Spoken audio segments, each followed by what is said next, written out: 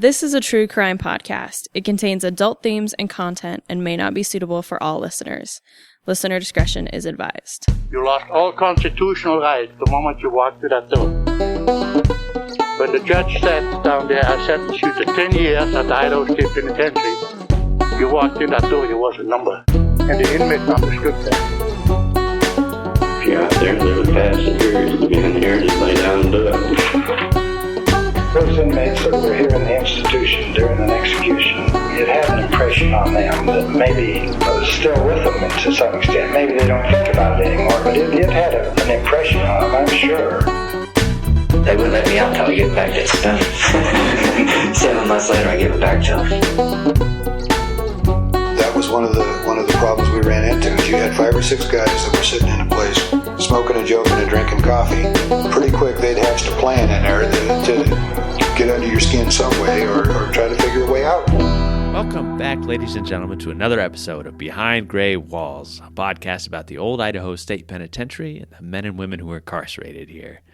My name's Anthony. I'm talking to Skye. How you doing, Skye? I am so good. I am through all of my classes and all of my exams and all of my presentations, and now literally the only thing I have left in my PhD program is my dissertation research and writing. So things are moving along. Oh, that's so exciting. Congrats. Thank you. It's wild.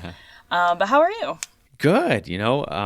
We had our first real meeting with our reimagining team for the old Idaho Penitentiary last week, and it went really well. And the people that are in our group to help reinterpret the site and create a new visitor experience, it was just really amazing to get so many people together. So hopefully everybody's going to have a brand new visitor experience at the old pen within the next couple years, and you'll probably hear me talk about it more and more as this process continues. So wow. Yeah, super excited. Didn't know that was happening. That's so exciting. Yeah.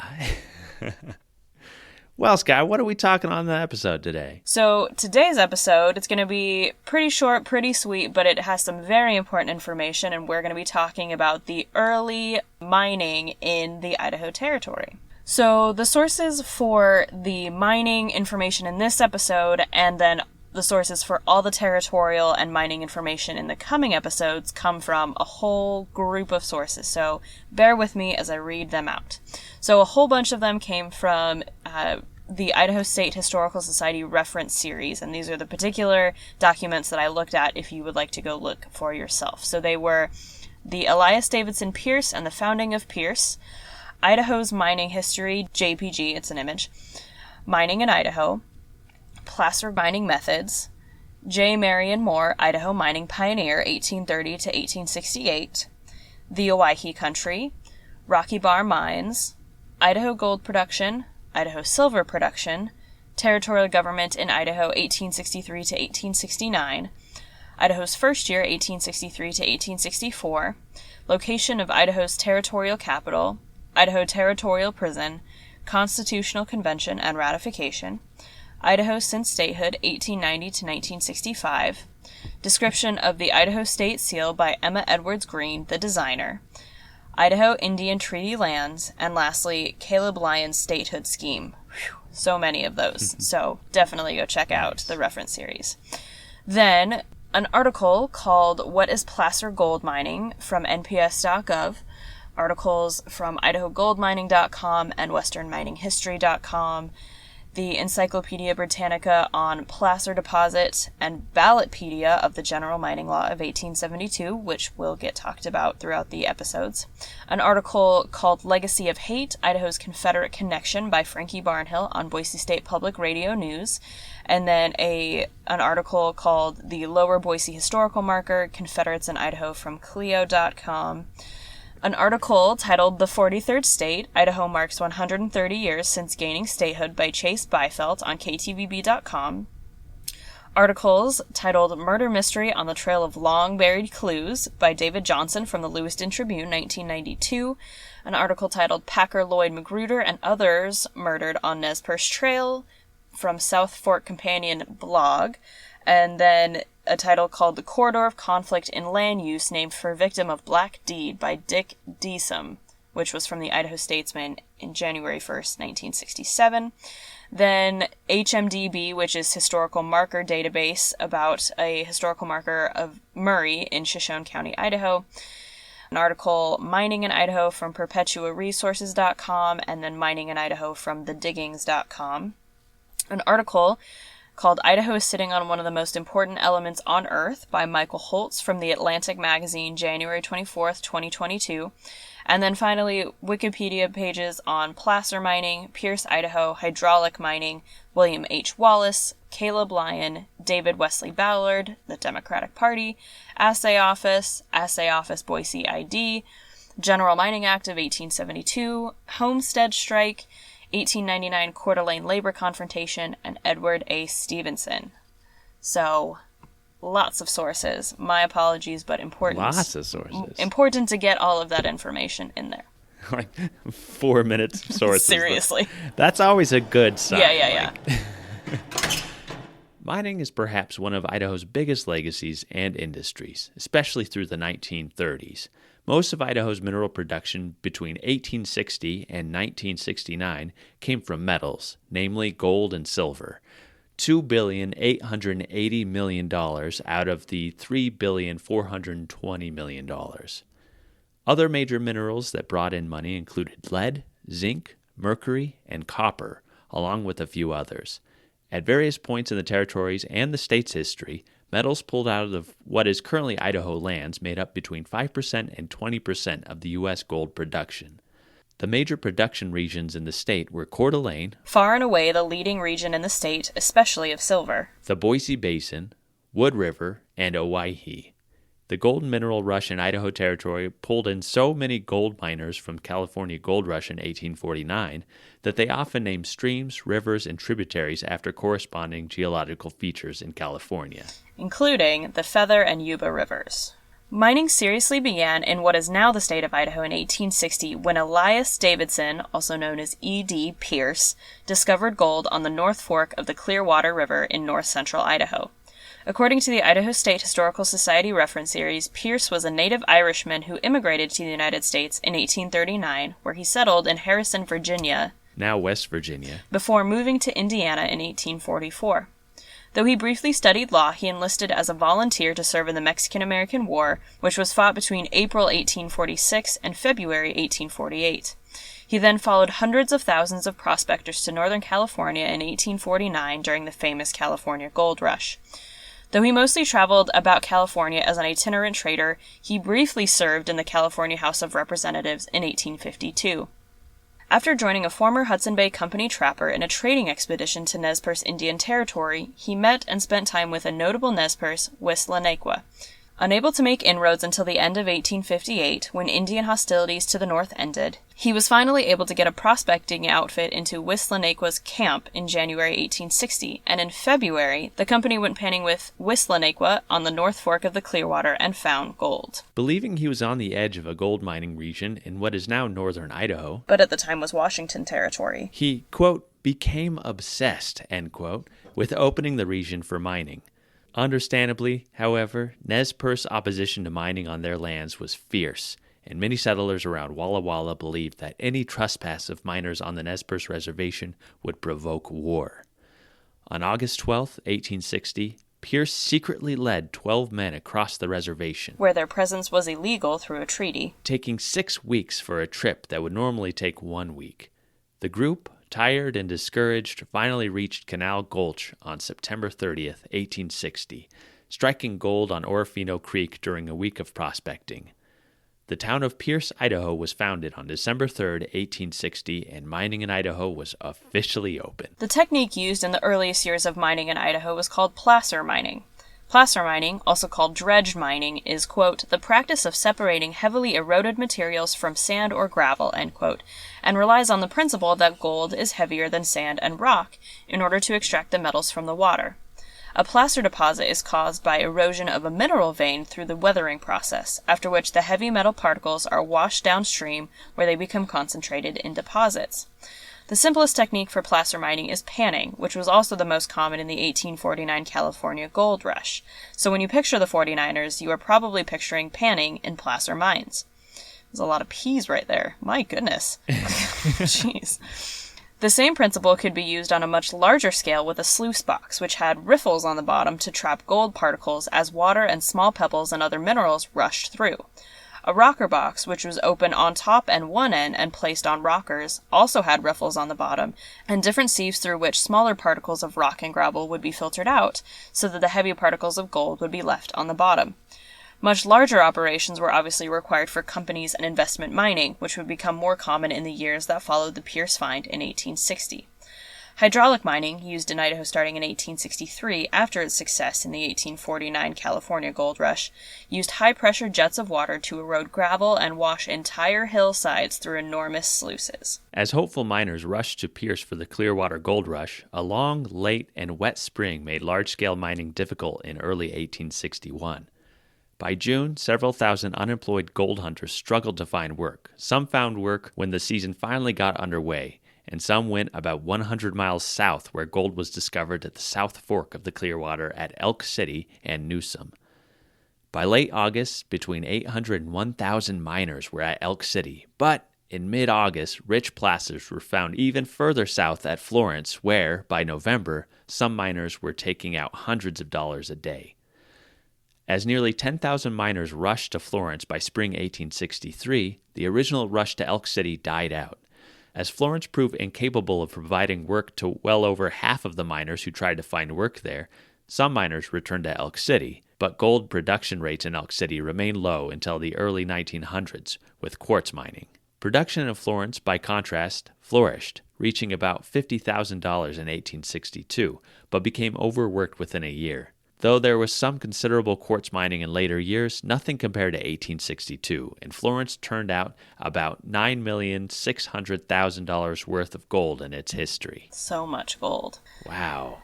Between 1860 and the end of 1862, population in mining districts in what is now the state of Idaho began to warrant the formation of a new county in eastern Washington Territory, led by mining pioneer J. Marion Moore. Born John N. Moore in Tennessee, J. Marion Moore was sent to the Washington legislature as a council member of Walla Walla County to watch over their interests.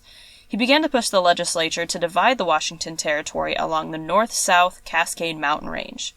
Though his first proposal was defeated, as the gold and mineral boom in the Boise Basin threatened to take political control away from Puget Sound, Washington territorial officials eventually agreed, lobbying Congress to establish a new territory to keep the Boise Basin from taking power from the Washington territorial government. Congress organized the Idaho Territory on March 3, 1863, which was signed into law by Abraham Lincoln. President Lincoln named William Henson Wallace, previous governor of Washington Territory, as the first governor of the Territory of Idaho. Wallace decided to organize the new temporary territorial government in Lewiston, near his Puget Sound home, but was immediately faced with major challenges. First, because the territory was established on the last day of the congressional session, no money had been allotted for Idaho's government. Soon, he realized that massive mountain ranges divided the territory into three widely separated sections, with nearly half of the territory's population of 32,000 people in the Boise Basin, and 12,000 of the remaining were in mining camps in the area that would become Montana a year later. He also recognized that well over half the population would be dissatisfied with his choice of territorial capital. Before he had to face the consequences, however, he was elected as delegate to the U.S. House of Representatives from the Idaho Territory, and he left the territory in the hands of Secretary W.B. Daniels until Caleb Lyon took over in 1864. In November 1864, when the second legislature assembled in Lewiston, northern Idaho members tried to avoid locating a permanent territorial capital by asking Congress to create a new Idaho Territory composed of northern Idaho and eastern Washington, leaving southern Idaho to make its own decisions.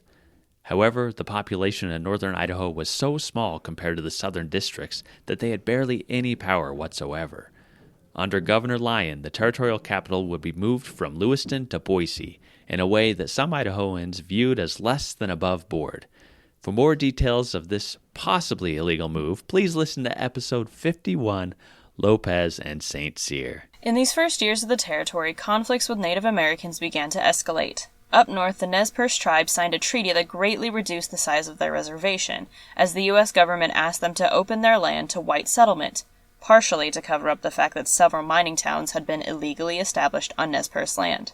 A treaty with the Flathead, Kootenai, and Upper Pend Oreille tribes was signed in 1855, while 1863 saw the signing of several treaties because of the establishment of the new territory, with the Eastern Shoshone and Northwestern Shoshone both in July, and with the Western Shoshone and the Fort Hall Shoshone and Bannock both in October. Further concerns about conflict with the natives led to the building of a military fort at Camp Connor at Soda Springs and, on July 4, 1863, Fort Boise. Only 3 days later, the Boise town site was laid out near the fort. Boise was incorporated as a town in December 1864. 1864 was a crucial year in terms of the incorporation of even more towns and cities and of mining production in the new territory. According to ISHS Reference Series document, $8 million worth of gold, $134 million in 2021, and a much lower amount of $140,000, $2.35 million in 2021, of silver was produced out of Idaho mines and placers. As the territory's mines were surging, the territorial government was floundering. Secretary William B. Daniels served as acting governor until February 1864, when Lincoln appointed Caleb Lyons as the newest territorial governor. Lyon, however, did not arrive in Lewiston until the fall of 1864, and did few favors for the people of the territory. Hoping to return to the United States Senate, on which he had served between 1853 and 1855, he believed getting statehood for Idaho would help him achieve his goal. According to H.C. Street, who published a Democratic newspaper in Idaho City, Lyon, who was a Republican, tried to pass a slew of bills in the second legislative session which would leave political control in the hands of the territory's Republicans, even though Idaho leaned Democratic. If these bills had all passed, Lyon planned to call a constitutional convention to seek admission as a state into the Union, after which Lyon would secure his seat in the Senate. Somehow, however, Lyon did not foresee the second session Democrats throwing out all the Republican bills. In 1865, Lyon was thrown out of the territorial government as he was against massacring Indians, a stance with which many of his fellow Republicans did not agree. Upon leaving the territory, he ironically absconded with $46,000 worth of federal funds intended for the Nez Perce people, fleeing to Staten Island, New York. He never returned to the Idaho Territory again. The Idaho territorial government remained in complete disarray until the appointment of David Wesley Ballard as territorial governor by President Andrew Johnson. When Ballard arrived, the government was still reeling from Lyon's mismanagement, and the bitter division over the decision to move the territorial capital from Lewiston to Boise. He also had to clean up the mess of the territory's finances after Territorial Secretary and Acting Governor Horace C. Gilson embezzled about $42,000, nearly all of the territory's money. Under Ballard, however, the Territorial Supreme Court was organized, and the Idaho Territory would have a government for the rest of its history. Thankfully. Yes, thankfully. The Owyhee Avalanche, the newspaper in Silver City, Idaho, regularly posted poems, many of which referring to the life of early pioneers and miners in the region. This poem appeared on Saturday, April 15, 1871, titled The Miner's Lot.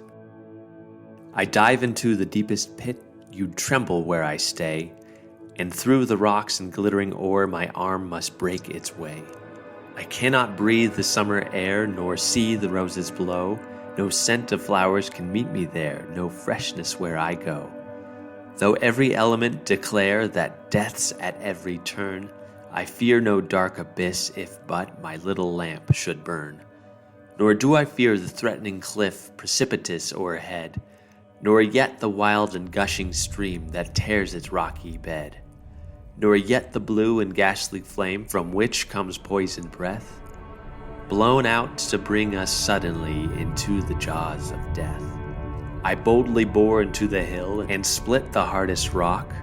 God grant the grace I light the match and wait the dreadful shock. I boldly dig from mountain depths the vein that lightened dearth, and bring from out the rocky gulfs the marrow of the earth. How beautiful at first, but soon we see an idol rising. They worship it, forgetting us and God himself despising. I open many a golden lode and many a silver vein, And when the rich take up the prize, what think you is my gain? Stiff rheumatism in my limbs, and oft a beggar's stave, dry bread with a little butter, but oft an early grave. True, many a miner passes by, weeps when he sees my end, and having blessed my ashes says, rest well, my friend. So glimmer on, my little lamp, for certain soon or late, with many a brave and noble man, the grave will be my fate. The year of 1864 also saw the territories, and eventually states, first executions on March 4th, 1864. Lloyd Magruder was a packer and entrepreneur hailing from Maryland. Having served in the Mexican-American War and trying his hand at gold mining in the California Gold Rush, he moved to Lewiston, Idaho in 1862, where he established a store and a pack mule train. In August 1863, Magruder took his mules east from Elk City on the South Nez Perce Trail toward Virginia City, Montana. A couple months after arriving in Virginia City in October 1863, Magruder, with $12,000 in gold dust, started back for Lewiston. His party included teamsters and guards he had hired, William Page, James Romaine, David Renton, and D.C. Lauer. But, per the Idaho Statesman in 1967, they, quote, failed miserably as guards, end quote. One evening, on the journey home, the party camped, quote, at a spot where the trail passed between a black cliff and a steep drop, end quote. Magruder and Lauer drew the sundown to midnight watch over the animals. Lauer brought an axe to the watch, claiming he was going to use it to clear brush on the pasture. Instead, he, along with Romaine and Renton, smashed Magruder in the head several times with axes, slaughtering 4 other innocent members of the party as well.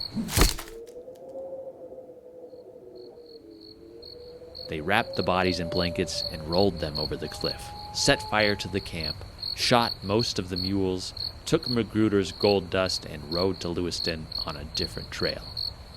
One of Magruder's friends, Hill Beachy, who owned the Luna House Hotel in Lewiston, became concerned when Magruder did not return in a reasonable time. When the 4 strangers rolled into town, and he learned that one of their horses had belonged to Magruder, his fears were confirmed. Though the 4 tried to escape to California, Beachy wired authorities, and they were arrested upon landing in San Francisco. William Page confessed and turned state's witness, while the other 3 were convicted of first-degree murder. Romaine, Renton, and Lauer were hanged on March 4th, 1864, in a ravine near Lewiston.